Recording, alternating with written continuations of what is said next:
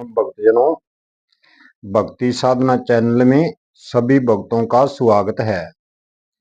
भक्तजनों, आज हम बात करने वाले हैं दानवीर कर्ण की।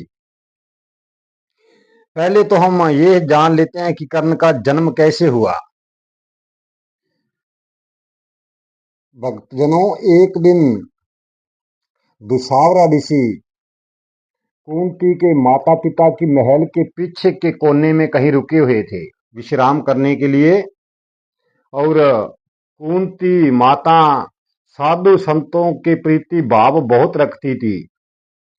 और पीछे के दरवाजे से किसी नौकर ने बताया कि कुंती यहाँ पर कोई साधु आके रुके हुए हैं। और कुंती ने भोजन परोसा और भोजन ले जाकर कुछ साधुओं को भोजन खिलाया। भोजन खिलाती रही 2 दिन 3 दिन 4 दिन तक वो संत वहां पर रुके। दुशावरा ऋषि के साथ और भी कुछ संत थे।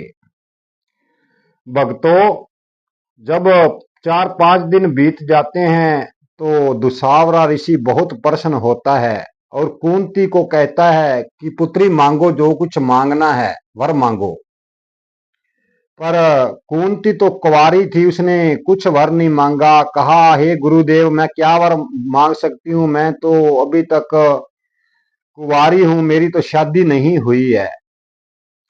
भक्तों, दुशावरा ऋषि अंतर ध्यान होकर देखा, उसके भविष्य में जाना कुंती के और कहा, पुत्री, जो तेरा होने वाला पति होगा वह आपसे संतान की प्राप्ति नहीं कर सकेगा, क्योंकि उसको श्राप लगा है। श्राप के कारण जब भी वो कोई संतान को पैदा करेगा और उसकी मृत्यु हो जाएगी। इसलिए मैं आपको एक मंत्र देता हूं, जिसके कारण तू किसी भी देवता पर वो मंत्र चलाएगी और वो देवता आपके पुत्र के रूप में प्रकट हो जाएगा। कुंती को वो मंत्र दुशावरा ऋषि ने दे दिया और आशीर्वाद देके साधुओं की टोली वहां से चली गई। माता कुंती अपने महल में वापस आती है और सुबह सवेरे का समय था, सूर्य उदय होने वाला था।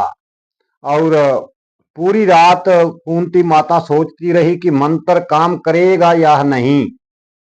और उसने क्या किया, सूर्य देव पर मंत्र चला दिया। जब सूर्य देव पर मंत्र चलाया तो सूर्य देव सामने प्रकट हुए और कहा, हे कुंती, आपके एक पुत्र प्रकट होगा जिसका नाम कर्ण होगा।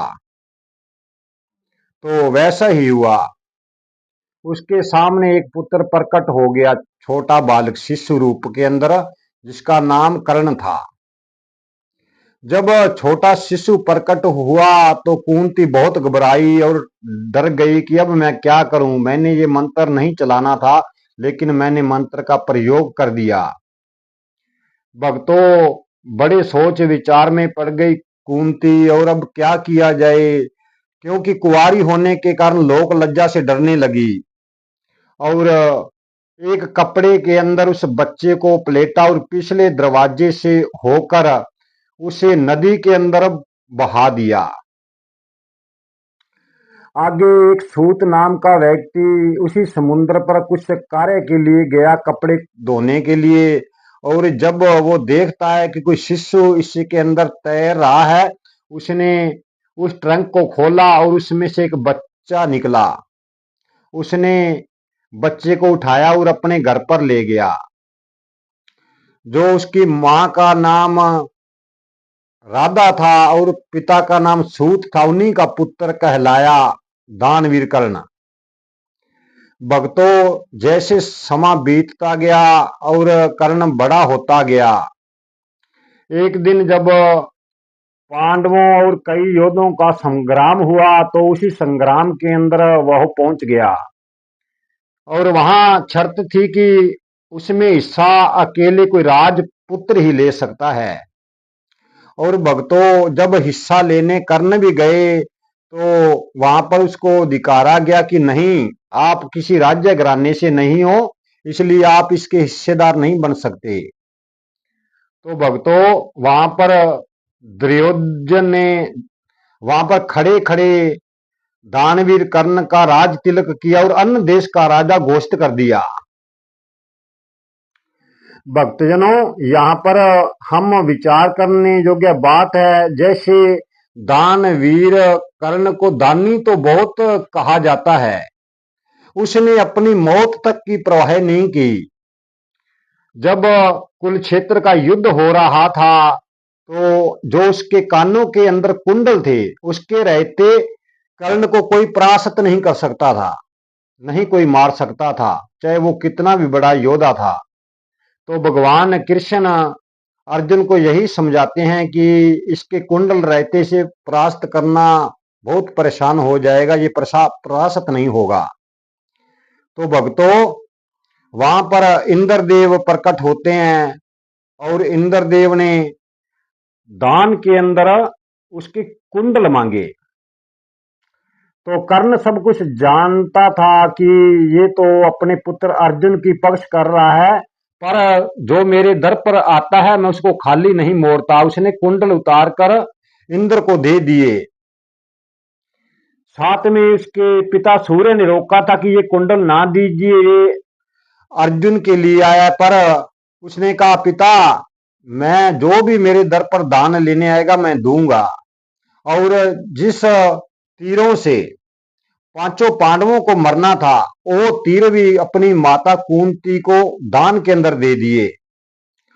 भक्तों, यहाँ पर सोचने वाली बात है, इतना दानी होकर तो फिर भी वो अधर्म कर रहा था एक साइड के अंदर, क्योंकि दुर्योधन अधर्मी था, उसका वो साथ दे रहा था। दान तभी फलीभूत होता है जब हम दान के साथ धर्म पर रहें।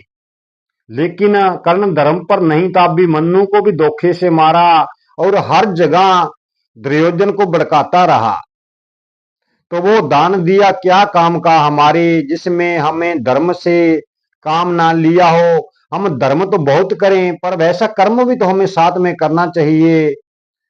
भक्तजनों, जैसे माता कुंती को मृत्यु के तीर भी दे दिए, पर उन्होंने उसे स्वीकार तो कर लिया, पर कर्णवीर ने सोचा मेरी मौत तो होगी, मन एक तरफ तो भलाई करता रहा, एक तरफ बुराई भी करता रहा। हमें जब किसी की भलाई करनी है तो उसमें बुराई नाम की कोई चीज नहीं होनी चाहिए।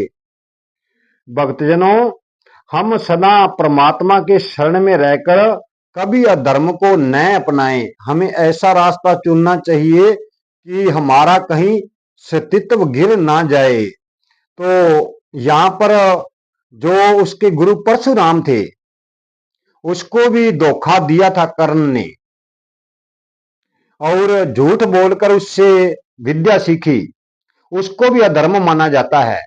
जो गुरु के पास जाकर झूठ बोलता है, उसकी कभी शिक्षा पूर्ण नहीं हो सकती। इसीलिए कुरुक्षेत्र के युद्ध के मैदान के अंदर उसके पहिए, जो रथ का पहिया था, वो धस गया जमीन के अंदर श्राप के कारण, और वो मृत्यु को प्राप्त हुआ। भक्तों, हमें ऐसा कोई कर्म नहीं करना चाहिए जिसके कारण हमारे 5 तत्व के पुतले को दाग लगे, क्योंकि ये हमारे को अनमोल शरीर बहुत मुश्किल से मिला है, 84 लाख जोनों के बाद मिला है। इसे हम व्यर्थ ना गवाए। बेईमानी, ठगी, चोरी, जुआ, इस चीजों से हम बचना चाहिए और हमें परमानंद की खोज करनी चाहिए। आज की वीडियो यहीं समाप्त करते हैं भक्तों। जीवन रहा तो कल की वीडियो में फिर मिलेंगे।